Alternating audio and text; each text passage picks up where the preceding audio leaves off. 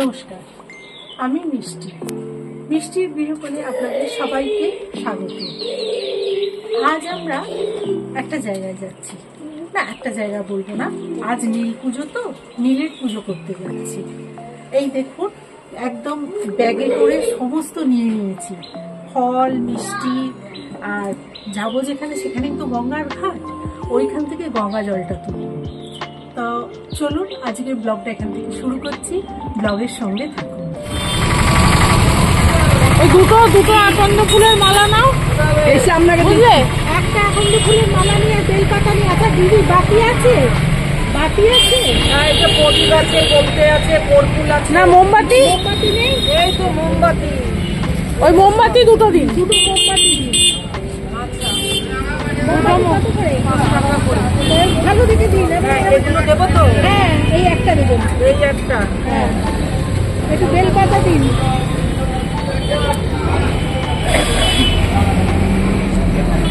একটু বেলপাতা দিন। দুটো ভালো দেখে মোমবাতি দেবেন। হ্যাঁ দেবো, দিব। হ্যাঁ দাঁড়া, পয়সা দিও, বেলপাতা পাচ্ছি না, বুঝেছে? নেই মা, গাছ নেই তো। এরকম জানলে আমি আমাদের পাশের বাড়িতে একটা মস্ত বড় বেল গাছ।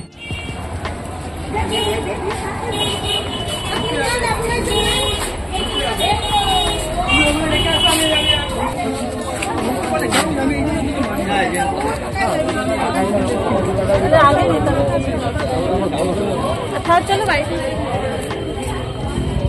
বাবাকে জল আনতে দিলাম, বুঝলি? হ্যাঁ, আর এটা দেখ নাপবার জন্য ব্যস্ত হয়ে না না, ওকে ছেড়ো না, ভীষণ পিছল। আর পিছল, আর এই ঘাটও ভীষণ কাদা, চারদিকে কাদায় কাদা। কর্তাকে বললাম জলটা নিয়ে আসতে, আমরা আর নামলাম না, জানেন তো। ওই কর্তা দেখুন হাতে করে জলটা নিয়ে আসছে। আর আজকে ঘাটে খুব ভিড়ও, লাইনে দাঁড়িয়েছি। লাইন দেখেছেন কতটা পড়েছে লাইন।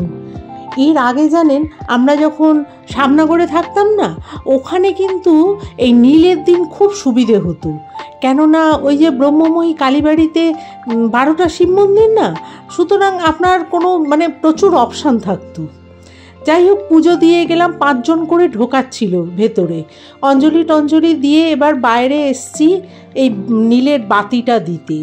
দেখলাম এই মন্দিরে অনেকগুলো জানেন বাতি দেবার জায়গা করেছে। এইখানে একটা করেছে, আবার সিদ্ধেশ্বরী কালীমাতার সামনে একটা করেছে। দেখলাম, আমার বাতি দেওয়া হয়ে গেল। এইবার মেয়ে বলল একটু আমি বাতি দিই। মেয়ে বাতি দিল ওর ছেলের মঙ্গল কামনায়, আমি দিলাম আমার মেয়ের মঙ্গল কামনায়। আমরা যে যা সন্তানের মঙ্গল কামনায় বাতি দিয়েছি। তখন শিব ঠাকুরের ছবিটা না আমরা তুলতে পারিনি, কেননা মন্দিরটা দেখছেন তো, শিব ঠাকুরের মন্দিরটা একটু ছোটো মতো, 5 জনের বেশি ঢোকাচ্ছেও না। আর ভেতরে না ক্যামেরা করাটাও মুশকিল। এই দেখুন, মেয়ে বাইরে থেকে ওই একটু শিবের মন্দিরটা ভেতরটা তুলেছে। এইবার চলে এসেছি আমরা মা সিদ্ধেশ্বরীর সামনে। দেখুন অপরূপ বিগ্রহ। এই মা সিদ্ধেশ্বরীর এখানে একটু প্রণাম করে আমরা এবার নেমে যাচ্ছি। এই সামনে দেখুন আর একটা বাতি দেবার জায়গা হয়েছে। প্রচুর ভিড়, আরও ভিড় হচ্ছে, সব চান করে করে আসছে। আর সারা মন্দিরটা না পিছল। দেখুন কত সুন্দর করে ব্যবস্থা করেছে, কিন্তু আমরা নিজেরা কি পরিষ্কার বলুন? চারদিকে দেখুন ধূপের কাঠি নিয়ে সব ছড়িয়ে এসেছে। তুমি একটু নমস্কার করে এসো মাকে। যাচ্ছি।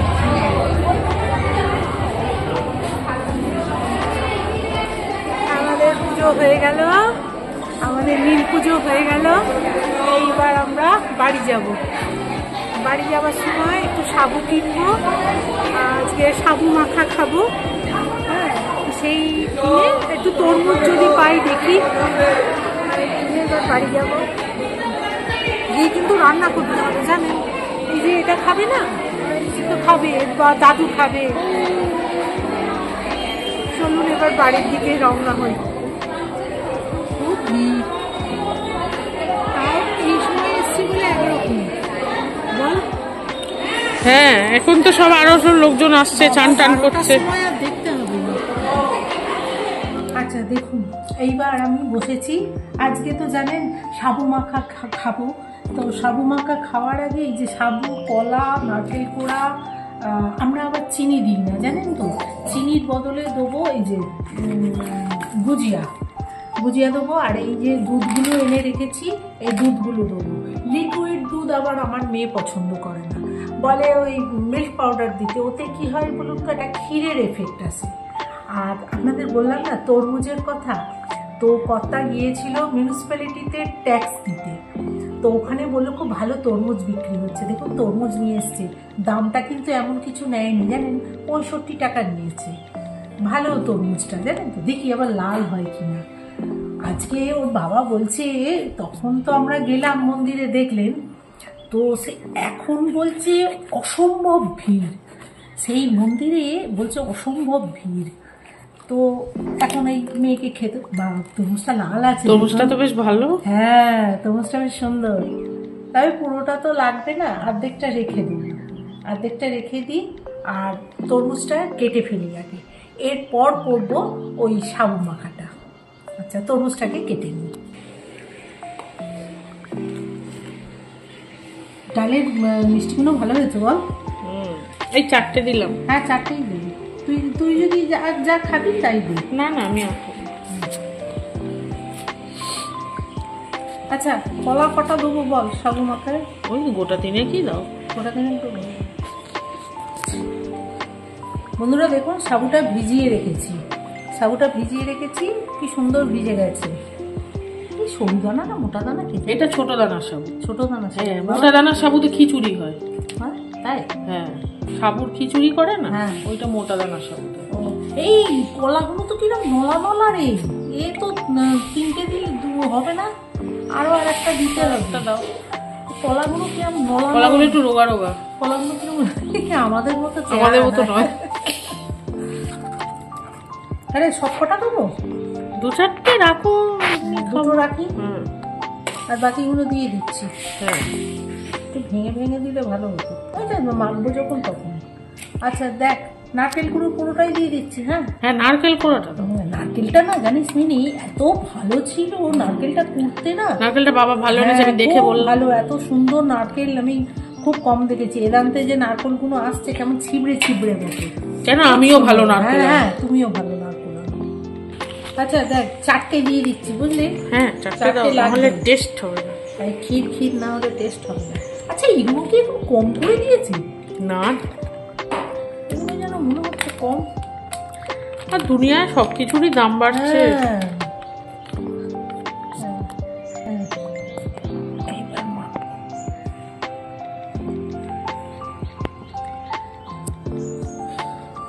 ভালো করে মাখি।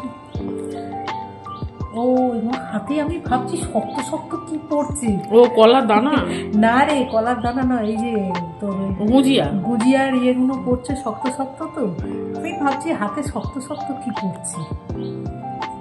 দেখ হ্যাঁ শুকনো হয়নি তো? না যদি বলিস তাহলে একটু দুধ দেবো, এমনি লিকুইড দুধ। না দুধ দিতে হবে না, দুধ সাবু বললেই সে অসুখ মনে। হ্যাঁ না দুধ সাবু না, এর দুধ ওই জন্য দিচ্ছি না, ওই জন্যই তো মিল্ক পাউডার দিলাম। বুঝছিস তো? এবার একটু ওপরে ছড়িয়ে দেবো একটু বাদাম। আপনারা হয়তো ভাববেন ফলার এই সাবুতে আবার বাদাম কিসের, কিন্তু বাদামগুলো না ভীষণ সুন্দর হয় খেতে, মুখে পড়লে না খুব ভাল লাগে। এই 2টো করে বাদাম দিলাম। এইবার মেয়েকে খেতে দেবো, দেবো এই ফলার দেবো, আর ফল, আর এই ডালের মিষ্টিগুলো দেবো। ডালের মিষ্টিগুলো আজকে শর্টসে দেবো, দেখতে পাবেন। ডালের সন্দেশ, তরমুজ কেটে দিয়েছি, আর এই ফল সাবু মাখা। তাহলে ব্লগটা আজকে এখানেই শেষ করলাম, আবার দেখা হবে নেক্সট ব্লগে, খুব তাড়াতাড়ি আসছি আবার। আপনাদের কেমন লাগলো ব্লগটা আমায় জানাবেন, ভালো লাগলে একটা লাইক করবেন, আর আমার চ্যানেলটা সাবস্ক্রাইব করে আমার পাশে থাকবেন। আপনারা সবাই ভালো থাকবেন, সুস্থ থাকবেন, নীল ষষ্ঠীর অনেক শুভেচ্ছা রইল। নমস্কার।